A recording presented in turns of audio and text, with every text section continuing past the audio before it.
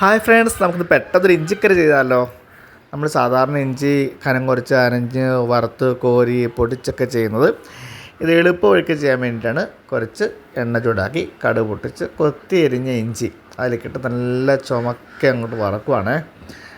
അപ്പോൾ ഗ്ലാസ്സിലാണ് ചെയ്യുന്നത്. ഇത് കണ്ടോ, കുരുത്തക്കറി കാണിക്കുന്നത് കണ്ടോ, ചട്ടുകത്തിന് മൂട് കൊണ്ടാക്കിയാൽ നമ്മൾ ചിക്കി പൊരിക്കുന്നത്. പെട്ടെന്ന് കിട്ടിയ എന്താണോ അത് കയ്യിലെടുത്തങ്ങ് ഇളക്കി, അത്രയേ ഉള്ളൂ.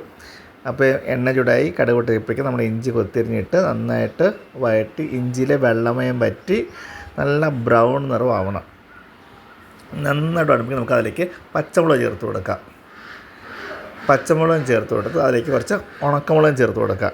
അതൊക്കെ ഭംഗിക്ക് കാണുന്ന കേട്ടോ. ഉണക്കമുളകൊക്കെ ചീന്തിടുമ്പോഴേക്കും നല്ല ഭംഗിയിൽ കാണാൻ പറ്റും.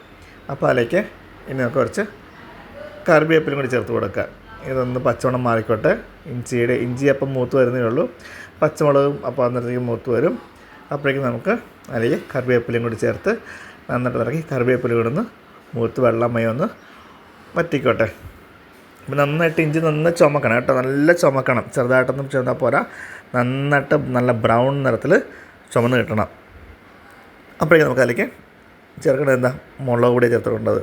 സാധാ മുളക് പൊടി ചേർക്കാം, അല്ലെങ്കിൽ പിരിയമുളക് പൊടി ചേർക്കാം. ഇത്രയും പച്ചമുളക് ചേർക്കുമ്പോഴേക്കും പിന്നെ മുളക് പൊടി ചേർക്കുന്നതായിരിക്കും നല്ലത്. ഇതാകുമ്പോൾ കുറച്ച് കഷ്ണങ്ങളൊക്കെ അടിക്കാൻ കിട്ടും. പിന്നെ അല്ലെങ്കിൽ ഇത്രയും പച്ചമുളകും ചേർത്തിട്ട് പിന്നെ നല്ല മുളക് പൊടി ചേർക്കുമ്പോഴേക്കും എരിവ് കൂടി പോകും. അപ്പോൾ പിരിയമുളക് പൊടി ആയിരിക്കും ഉചിതം. ഒരു 1.5 സ്പൂൺ മുളക് പൊടി ചേർത്ത് കൊടുക്കാം. ഇനി ഇതിലേക്ക് നമുക്ക് ഈ മുളകൊന്നും പൊടി ചൂടായി അതിൻ്റെ പച്ചമണം ഒന്നും മാറി വരുമ്പോഴേക്കും ഉലുവാപ്പൊടി, ചില നാട്ടിൽ കുരുമുളക് പൊടി ചേർക്കാറുണ്ട്. ഞാനിപ്പോൾ ലേശം ഉലുവാപ്പൊടി ചേർത്ത് കൊടുക്കുകയാണെ. അല്ല ഒരു നുള്ള് ഒന്നേ പറയാൻ പറ്റത്തുള്ളൂ, അത്രയേ ഉള്ളൂ. അത് കൂടുതലൊന്നുമില്ല. കുറച്ച് ഉലുവാപ്പൊടി ഒന്ന് ചേർത്ത് കൊടുക്കാം നമുക്ക്, അത്രയേ ഉള്ളൂ. ഇനി അതിലേക്ക് നന്നായിട്ടൊന്ന് പൊടികളൊക്കെ ഒന്ന് മൂത്തിരിപ്പിക്കും. നമുക്ക് വാളംപുളി കലക്കി പിഴിഞ്ഞ് വെച്ചത്, വാളംപുളി നമ്മൾ വെള്ളത്തിലിട്ട് കുതിർത്ത് പിഴിഞ്ഞ് ആ വെള്ളം അങ്ങ് ചേർത്ത് കൊടുക്കുക. പുളി വെള്ളം എന്ന് പറയും. അപ്പോൾ അതുകൂടി ചേർത്ത് നന്നായിട്ട് മൂത്ത് തിളച്ച് കുറുകി വരണം. അപ്പോഴേക്കും നമുക്ക് അതിലേക്ക് ചേർക്കുന്നത് എന്തുവാ, ശർക്കര ചേർത്ത് കൊടുക്കണം.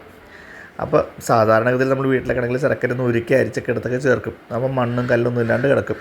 ഗ്ലാസ്സിലാണ്, ധൃതിയാണ്. അപ്പോൾ ശർക്കര അങ്ങ് ചീകിടും. അതിന് മുന്നായിട്ട് കുറച്ച് കായം, ഒരു 1/4 ടീസ്പൂൺ കായം കൂടി ചേർത്ത് കൊടുത്തു. അപ്പോൾ മുളക് പൊടിയായി, ഉലുവാപ്പൊടിയായി, കായപ്പൊടിയായി, കുറച്ച് ശർക്കരയും കൂടി ഗ്രേറ്റ് ചെയ്ത് ചീകി പിച്ചാത്തി കൊണ്ടുവന്ന് നമ്മളുടെ ആവശ്യമുള്ള, ചില നാട്ടിൽ മധുരം കുറവ് മതി, ചില നാട്ടിൽ മധുരം കൂടുതൽ വേണം. പുളിയിഞ്ചിക്കൊക്കെ ആണെങ്കിൽ നല്ല പുളിയും നല്ല മധുരവും വേണം. അപ്പോൾ നമ്മൾ കുറച്ച് ശർക്കരയും കൂടി ചേർത്ത് നന്നായി തിളച്ച് കുറുകി വരുമ്പോഴേക്കും നമ്മളുടെ ഇഞ്ചിക്കറി ഇവിടെ റെഡി ആയിട്ടുണ്ട്. എല്ലാവരും ട്രൈ ചെയ്യുക. ഈസി ആയിട്ടുള്ള എളുപ്പത്തിൽ ചെയ്യാവുന്ന ഇഞ്ചിക്കറി നമ്മളിപ്പോൾ കാണിച്ചിരിക്കുന്നത്. സാധാരണ ട്രഡീഷണലായിട്ട് കാണിക്കുന്ന ഇഞ്ചിക്കറി അല്ല ഈ ചെയ്തേക്കുന്നത്, പെട്ടെന്ന് ചെയ്യാവുന്ന ഒരു ഇഞ്ചിക്കറിയാണ്. അപ്പോൾ എല്ലാവരും ഒന്ന് ട്രൈ ചെയ്ത് നോക്കുക. ആവശ്യത്തിനുള്ള ഉപ്പ് ചേർത്ത് കൊടുക്കുക, ഉപ്പ് പോരാത്ത ഉപ്പ് ചേർത്ത് കൊടുക്കുക.